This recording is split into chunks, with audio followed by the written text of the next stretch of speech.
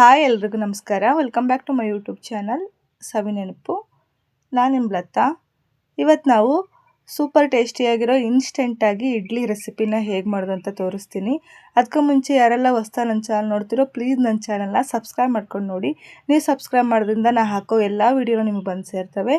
ಈಗ ಹೇಗೆ ಮಾಡೋದು ಅಂತ ನೋಡೋಣ.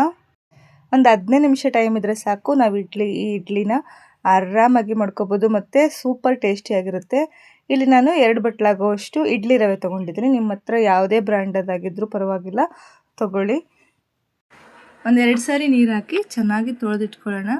ನಾವು ಇವತ್ತು ಎಷ್ಟು ಚೆನ್ನಾಗಿ ತೊಳಿತೀವೋ ಅಷ್ಟು ಚೆನ್ನಾಗಿ ಕಲರ್ ಇಡ್ಲಿ ಬೆಳ್ಳಗೆ ಆಗ್ತವೆ. ಈ ಥರ ಒಂದು 2 ಸಾರಿ ತೊಳೆದಿಟ್ಕೊಂಡಿದ್ದೀನಿ ನಾನು.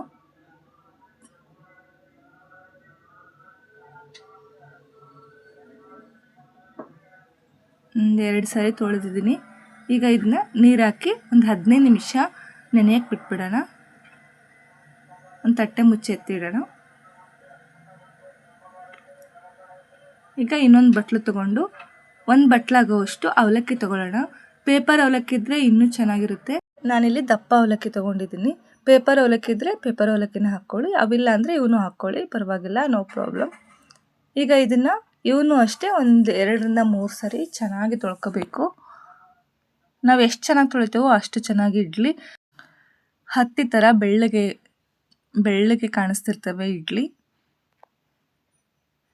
ಈಗ ಇದನ್ನ ಎತ್ತಿಟ್ಬಿಡೋಣ.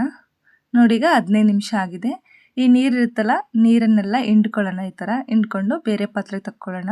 ಇಡ್ಲಿ ರವೆದು ನೀರು ತೆಗೆದಿರೋದೆಲ್ಲ ರವೆದು ಇಲ್ಲಿ ಪಾತ್ರೆಗೆ ಹಾಕ್ಕೊಂಡಿದ್ದೀನಿ. ಈಗ ಅವಲಕ್ಕಿ ನೆನೆ ಇಟ್ಟಿದ್ವಲ್ಲ, ಅವಲಕ್ಕಿನೂ ಚೆನ್ನಾಗಿ ನೆಂದ್ಕೊಂಡಿದ್ದಾವೆ. ನೋಡಿ, ಸ್ವಲ್ಪನೂ ನೀರಿಲ್ಲ, ಎಲ್ಲ ನೀರೆಲ್ಲ ಹೀರ್ಕೊಂಡು ಚೆನ್ನಾಗಿ ನೆಂದಿದ್ದಾವೆ. ಈಗ ಇದನ್ನು ಒಂದು ಮಿಕ್ಸಿ ಜಾರ್ಗೆ ಹಾಕ್ಕೊಳ್ಳೋಣ. ಮಿಕ್ಸಿ ಜಾರ್ಗೆ ಹಾಕ್ಕೊಂಡು 1 ಬಟ್ಲಾಗುವಷ್ಟು ಕೊಬ್ಬರಿ ತುರಿನ ಹಾಕ್ಕೊಳ್ಳೋಣ.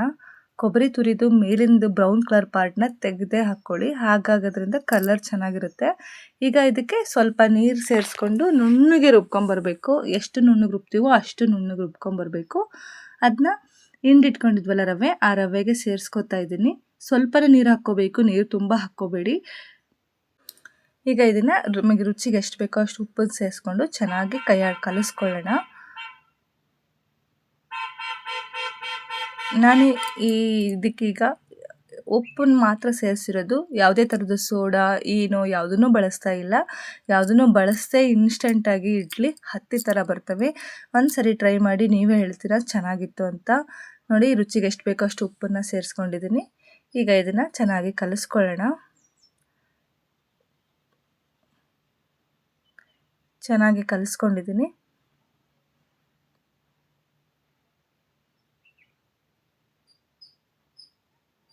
ನೋಡಿ, ಈ ಕನ್ಸಿಸ್ಟೆನ್ಸಿ ಇರಬೇಕು. ತುಂಬ ತೆಳು ಮಾಡ್ಕೊಳಕ್ಕೆ ಹೋಗಬೇಡಿ. ನಾವು ನೀರನ್ನು ಎಲ್ಲಿ ಬಳಸಬಾರ್ದು ಜಾಸ್ತಿ. ನಾವು ಅವಲಕ್ಕಿ ಮಿಕ್ಸಿ ಮಾಡಬೇಕಾದ್ರೆ ಸ್ವಲ್ಪನೇ ಹಾಕ್ಕೊಂಡು ಮಿಕ್ಸಿ ಮಾಡ್ಕೋಬೇಕು. ಈಗ ಇಡ್ಲಿ ಪಾತ್ರೆಗೆ ಎಣ್ಣೆ ಸವರಿಟ್ಕೊಂಡಿದ್ದೆ. ಈಗ ಸ್ವಲ್ಪನೇ ಹಿಟ್ಟನ್ನು ಹಾಕ್ಕೋತಾ ಇದ್ದೀನಿ. ತುಂಬ ತೆಳುವು ಮಾಡ್ಕೋಬಾರ್ದು, ತುಂಬ ಗಟ್ಟಿನೂ ಇರಬಾರ್ದು. ಈ ಕನ್ಸಿಸ್ಟೆನ್ಸಿ ಇದ್ದರೆ ಇಡ್ಲಿ ತುಂಬ ಚೆನ್ನಾಗಿ ಬರ್ತವೆ.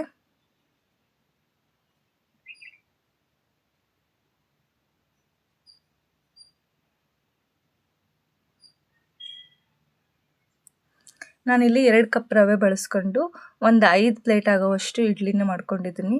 ಒಂದು 20, ನೀವು ರವೆ ಎಷ್ಟು ತೊಗೊಂಡಿರ್ತೀರೋ ಅದರ ಅರ್ಧದಷ್ಟು ಅವಲಕ್ಕಿ ಹಾಕ್ಕೊಂಡು ಅಷ್ಟೇ ಪ್ರಮಾಣದ ಕಾಯಿ ತುರಿ ಹಾಕ್ಕೊಂಡು ಮಾಡ್ಕೊಂಬಿಟ್ರೆ ನೀವು ಎಷ್ಟೇ ಮಾಡಿದರೂ ಚೂರು ಕೆಡದೇ ಇರೋಂಗೆ ಸಾಫ್ಟಾಗಿರೋ ಇಡ್ಲಿ ಬರ್ತವೆ.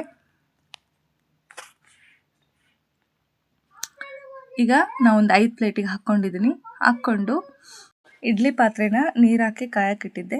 ಅದನ್ನು ಈಗ ಇಡ್ಲಿ ಹಿಟ್ಟು ಸೇರಿಸಿರೋ ಪ್ಲೇಟನ್ನು ಅದರಲ್ಲಿ ಸೇರಿಸ್ಕೊಂಡು ಒಂದು 10ರಿಂದ 15 ನಿಮಿಷ ಮೀಡಿಯಮ್ ಫ್ಲೇಮಲ್ಲೇ ಸ್ಟೀಮ್ ಮಾಡ್ಕೊಳ್ಳೋಣ. ನಾನು ಸ್ಟೀಮ್ ಮಾಡೋ ವಿಡಿಯೋ ಮಿಸ್ ಆಗಿದೆ, ಸಾರಿ, ಬೇಜಾರು ಮಾಡ್ಕೋಬೇಡಿ. ಆದರೆ ಅದು ವಿಡಿಯೋ ರೆಕಾರ್ಡಿಂಗ್ ಆಫ್ ಆಗಿಬಿಟ್ಟಿತ್ತು, ಗೊತ್ತಾಗಿಲ್ಲ. ನೋಡಿ, ಈಗ ಒಂದು 10 ನಿಮಿಷ ಆಗಿದೆ, ತೆಗೆದಿದ್ದೀನಿ. ತುಂಬ ಹಿಟ್ಟು ಜಾಸ್ತಿ ಹಾಕಿರೋದ್ರಿಂದ ಜಾಸ್ತಿ ಅಳ್ಕೊಂಬಿಟ್ಟಿದ್ದಾವೆ. ಈಗ ತೆಗೆದು ತೋರಿಸ್ತೀನಿ ನೋಡಿ.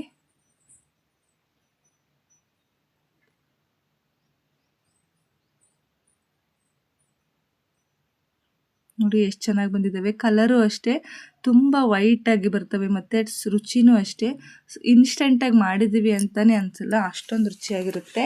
ಒಂದು ಸರಿ ಟ್ರೈ ಮಾಡಿ, ನಿಮಗೆ ಗೊತ್ತಾಗುತ್ತೆ ಎಷ್ಟು ಚೆನ್ನಾಗಿರುತ್ತೆ ಅಂತ. ನಾನು ಈ ಇಡ್ಲಿನ ಕಾಯಿ ಚಟ್ನಿ ಮತ್ತು ಸಾಂಬಾರು ಜೊತೆ ಸರ್ವ್ ಮಾಡ್ತಿದ್ದೀನಿ. ನೋಡಿ, ಒಂದು ಇಡ್ಲಿ ಮುರಿದು ತೋರಿಸ್ತೀನಿ ಎಷ್ಟು ಚೆನ್ನಾಗಿ ಬಂದಿದೆ ಅಂತ. ನಿಮ್ಗೆ ಗೊತ್ತಾಗ್ಬಿಡುತ್ತೆ ನೋಡೋದ್ರಲ್ಲೇ. ಇಷ್ಟ ಆದರೆ ಪ್ಲೀಸ್ ನನ್ನ ಚಾನಲ್ನ ಸಬ್ಸ್ಕ್ರೈಬ್ ಮಾಡಿ. Thank you.